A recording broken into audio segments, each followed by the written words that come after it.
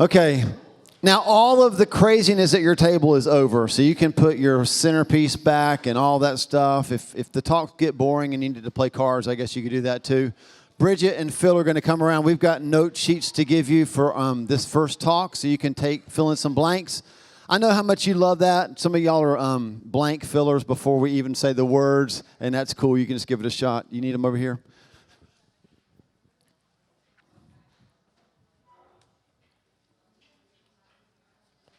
We've kept the blanks to a minimum because it's Saturday morning. We appreciate you guys being here. All right, so obviously you just played a couple games. We just tried to build a tower of cards. And what we want you to get today is that things like that are hard to do if you don't have the right foundation. So this table may not be the best environment for building a house, right? The cards might not be the best material for building a house. So that would all be what? If you were at the bash last time, you'll see on your note sheet at the bottom right, I put our mission and our process. We went through all that last time. It's there at the bottom. What I want you to see is that our mission is the what. The mission is the what. So if you've got a note sheet, you want to put that first blank, it's the what. The mission is the what. So when people say to you, what do you do at your church? The answer probably shouldn't just be, we sing a lot and like we do kids ministry. The answer is like we want to become disciplers. We want to become people who follow Jesus and then engage other people to follow Jesus, right? So that's the what. And the process is the how. And that's if people are really engaged when you say that, they should ask you this question, well, how do you do that? And because I wasn't going to make you do it from memory, but the how is right there next to it. We want to be near God, we want to be near man, and we want to be empowered to serve, right? So that's the how. When people say, how do you become a discipler? At the gathering, there you go, those three things, right? We believe in worship, community, and service. But today what I want you to see is the foundational aspect is the why. So neither one of those will last without the why, okay? 3 reasons. Here's the first one. The why is the motivation for the what. The why is the motivation for the what. So there's this song. It's kind of a brand new song. And some of the lyrics go like this. I once was blind and now I. Yeah, like we've heard that song, right? We've sung that song. That's the story. That's the motivation. So somebody says like, hey, there's a story in John chapter 9 where a man who was blind and he was healed. And then people started asking him like, how did that happen? And who did it? And what's this Jesus guy? And is he from God? And he finally said, look, I don't know the answers to all your what questions, but what I do know is I was blind, now I can see. Like that's why I'm telling people about Jesus, because he did something in me. So your story is the best why. It's the best why.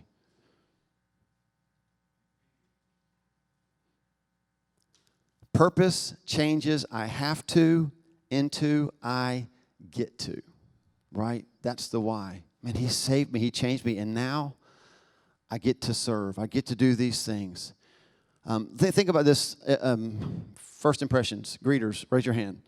So here's what that means. You're not just opening a door, you're opening a door to a possibility, right? So when you welcome people in, it's just not like, hey, it's good to have you here, but you're stepping into an environment where God could change your life. Family life, raise your hand. Especially people that work in the nursery, right? I love this. You're not just changing diapers, you're changing destinies. Right? Right? That's good, isn't it? Sometimes destiny stinks. Yeah, you're like, man, that's a lot of destiny right there, right? Sometimes what we do is we focus on the what, and we can get tired of doing the what. But the truth of the matter is when we remember why we're doing it. So I'm not just changing a diaper. I'm changing a destiny because I've got this baby with me. And because I've got this baby with me and I'm pouring love into this baby, their parents are able to be in the worship center. They're hearing something that could change their family tree. They could go from a family of addiction to a family of ministry just like that because I'm in here. And we don't often step into our ministry areas thinking about that. And so the difference between being tired and burnout is the why. That's the difference. Now listen, if you don't have a why for what you do, then eventually you'll be burned out. And so what happens is you quit and you disengage. But if you have a why and you get tired, anybody ever get tired? Raise your hand. Yeah, I thought so, because we're like human. If you have a why when you get tired, guess what you do? You rest and then you re-engage, because the why matters. Okay? The why matters. Ephesians 2:10, you were made to do what you're doing. That's the motivation. You're made for it. Created to do good works. So it's the motivation for the what. Here's number 2. Why is the foundation for the what? So if the motivation is our purpose, it's the motivation for the what, that's our purpose, then the foundation is the platform, right? Like building these car towers, not so easy without the right foundation. Foundations don't change. The why is a foundation. So things can change around us. Our church has moved a couple times, so you can have new spaces and you can have new faces, right? But the why doesn't change. The why stays the same always, because I was blind and now I can see. Now, I'm going to show you a clip, and it's from an old movie, and it's my favorite movie. It's a movie called Hoosiers, and it's a true story, and it's about this little bitty basketball team from this little bitty town called Hickory, and they go all the way to the state championship. And so you're going to watch this scene where they walk into the gymnasium where they're going to play the championship game for the first time, and it's a little bit different than what they're used to. Can we cut light? Do I need to cut these lights? Okay.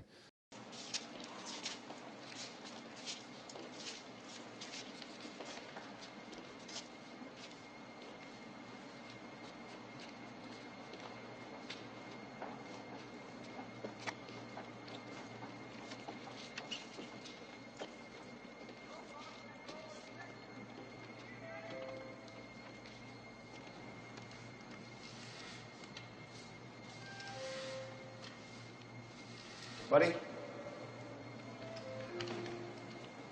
pull this into the backboard.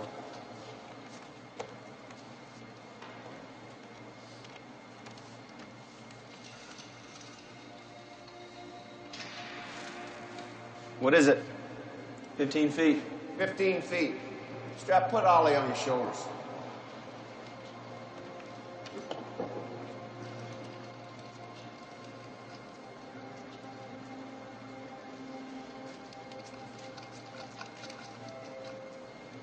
Measure this from the rim. Buddy?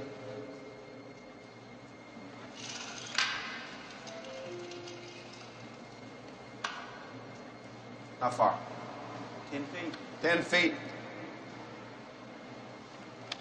I think you'll find it's exact same measurements as our gym back in Hickory. Okay, let's get dressed for practice.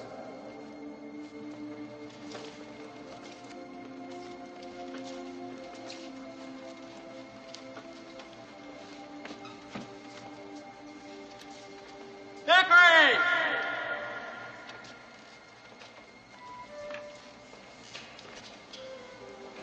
It is big.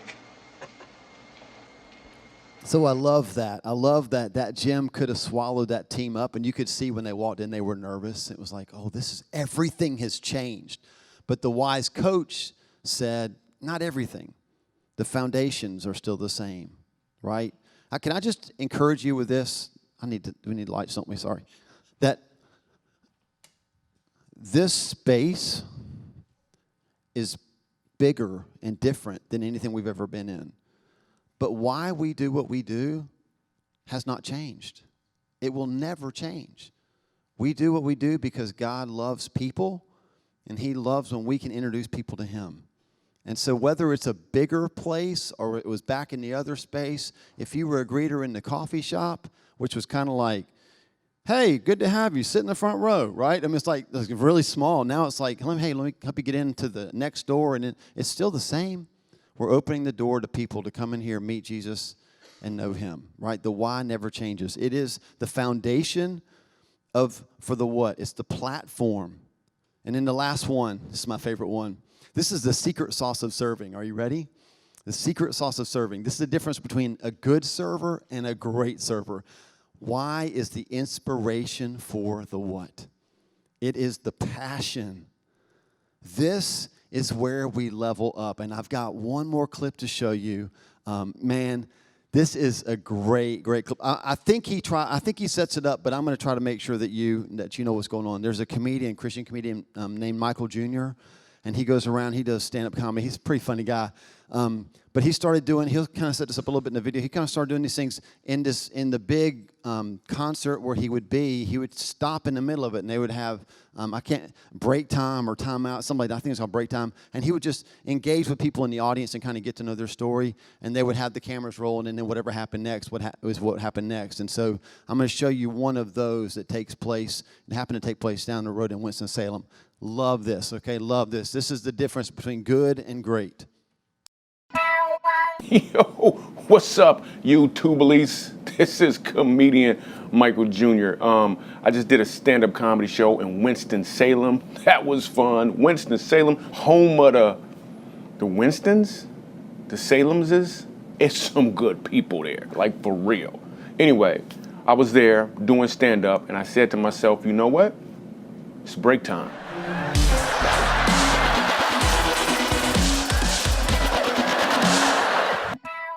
For those that don't know, Michael Jr.'s break time is exactly that. In the middle of my stand-up comedy, I stop doing it, sit down, and just kick it with the people. Check it out. Just some random dude, I don't even know who he is, we just start kicking it, and look what happens.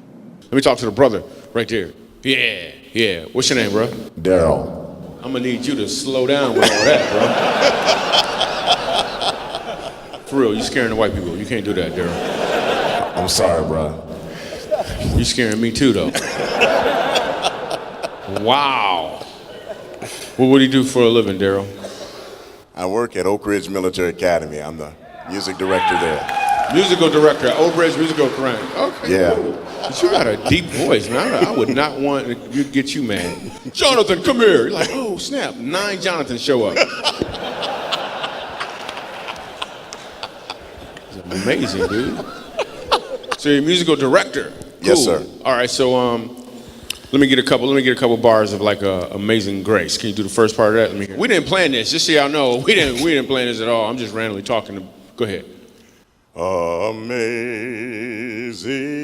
grace, how sweet the sound that saved a wretch like me. Wow. That bro could sing. You know what I'm saying? All right. Now, once you give me the version, is if your uncle just got out of jail, you got shot in the back when you was a kid. I'm just saying, let me see the hood version real quick, if you know which version I'm talking about. Just see if that exists. Let me see what you got.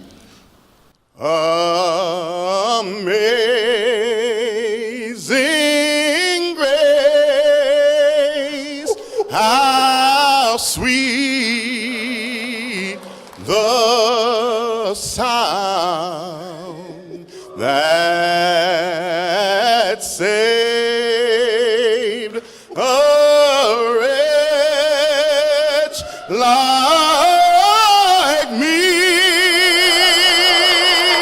I once was lost, but now, right now I'm found, was blind, but now